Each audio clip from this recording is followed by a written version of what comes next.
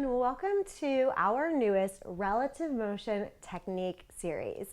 In this series, we're going to be focusing on major pinpoints of technique focus that if we can really focus in on, we can change our technique for the better very quickly.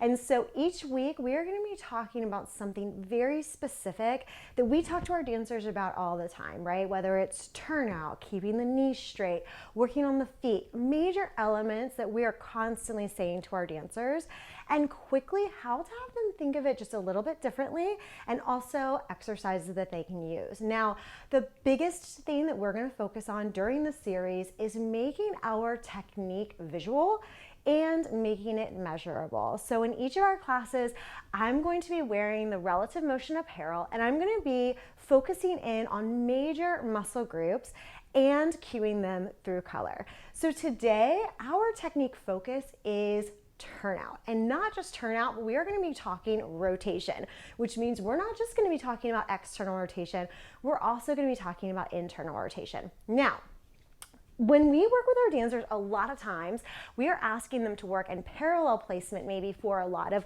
jazz, a lot of modern, some contemporary. It's very through those parallel placements. Then we ask them to work on ballet. We ask them, okay, think about our external rotation, think about ballet, think about lyrical, think about some of our contemporary. And there we're asking them to work on very externally rotated placements, right? And so a lot of times our range of motion for dancers is in between a parallel position and a turned out position, right? We're asking them to go from here to here. So when that's the case, when they're moving from parallel to external rotation, a lot of times this becomes their range of motion, right? And so now what becomes their neutral is in between external rotation and parallel. So their neutral ends up being a little bit here. So if you see your dancers walking like that, this isn't naturally because they have great external rotation, they're working on it so hard. A lot of times it's because now their neutral is no longer parallel, their neutral is slightly turned out. What that means for us as teachers is that we need to bring their range of motion from here to here back into internal rotation, external rotation, internal rotation, external rotation. So that the external rotation is really strong, and when they're there, they're choosing to be there through muscular engagement, but that they actually have this range of motion that goes inward as well, so that their parallel still remains their neutral. And then when we're asking them to do parallel positions, it becomes stronger as well, right? So today, let's talk about what happens when a dancer is working external rotation. A lot of times as teachers, our form of measurement for our dancers is cueing the knees over the feet, right? The knees over the balls of the feet. And so our goal for them is strong alignment, so that we know that they're not rolling in, that the inside of the knee isn't taking a lot of pressure, right? For us today, I want us to talk about cueing external rotation or turnout in two different directions. First, I want us to talk about their actual rotation. So thinking about the femur bone rotating in that hip, which will cause in our apparel, it'll cause them to show more of the green panels. So if the dancers were seeing in first position, we said show more of your green panels, we would see an instant activation of the green panel opening up. So if they were here and you said show more of your green panel, in order to do that, their femur bone would have to rotate, which would give them that rotation from the top of the leg. So showing more of that green panel would allow for that external rotation to start at the top of the leg and begin to rotate down. That'll help the knees line up over the balls of the feet. The second thing that I really want us to focus on with our dancers is that idea of range of motion, right? So now they're trying to do that external rotation, right? It's coming from the top of the hip, but we also want them to think about that mesh panel that lines the outside of the leg, that energy pulling back. And so even though they're showing all the green panel, we want them also to press back with that mesh panel, so that range of motion is reaching them backward. So instead of just the rotation, think rotation, range of motion, right? Green panel, black mesh panel. So now that rotation has the strength behind it because the dancers are now also reaching back with that extension, right? So thinking if we were in straddle, maybe if we were looking for second position, the rotation would be rotating the legs. The range of motion would be reaching the legs back. So you might see the entire green panel of the dancer, and their range of motion might actually only bring them here, right? Their range of motion might not bring them to 180 degrees.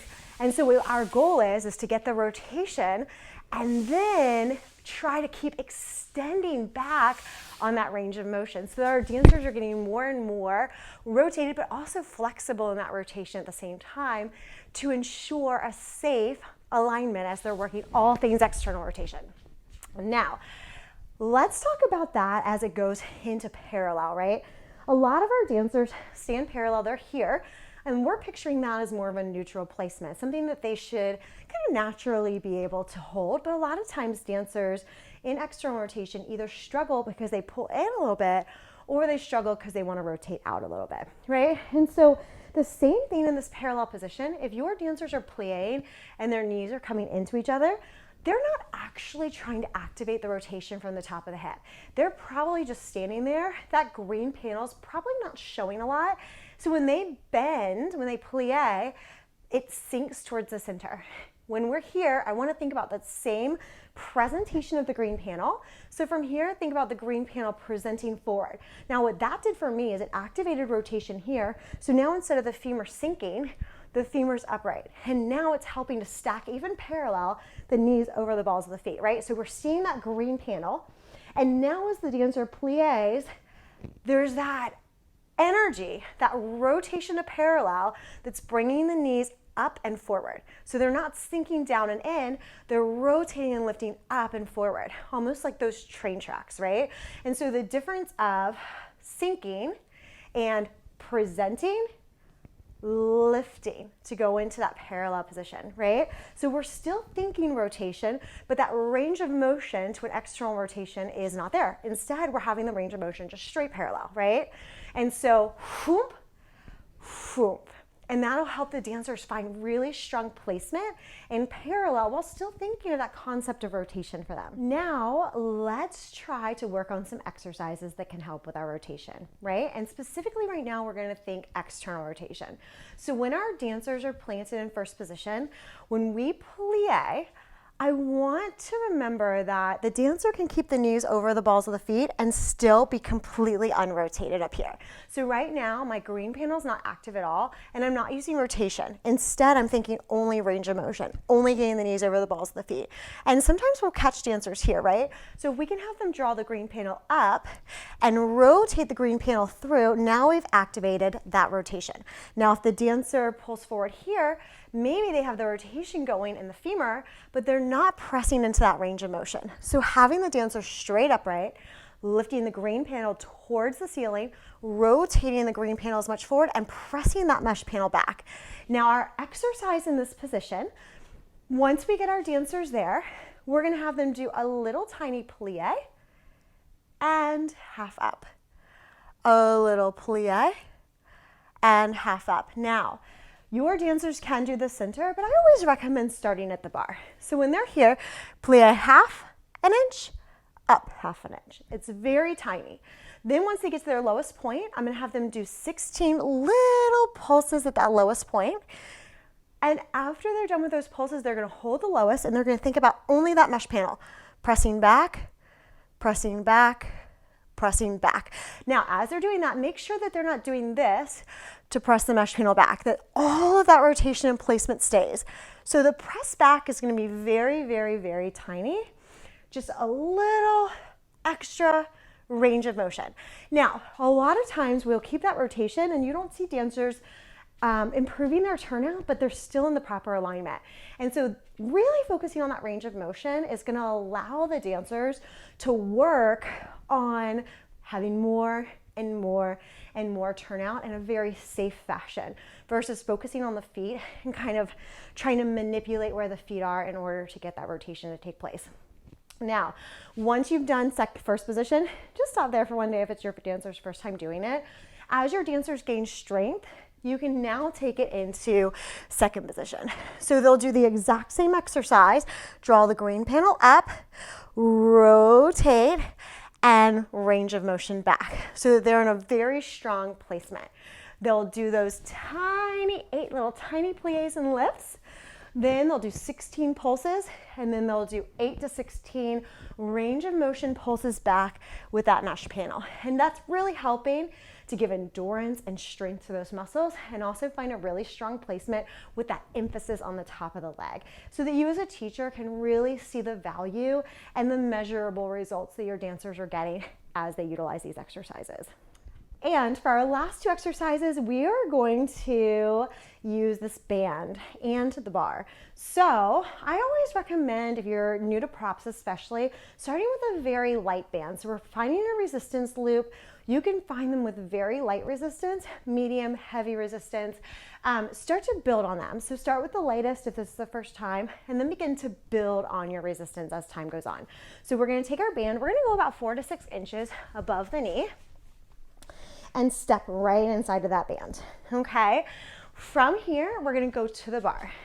Taking our placement in first position turned out, we're gonna do one leg back, knowing that we're gonna do this on both sides.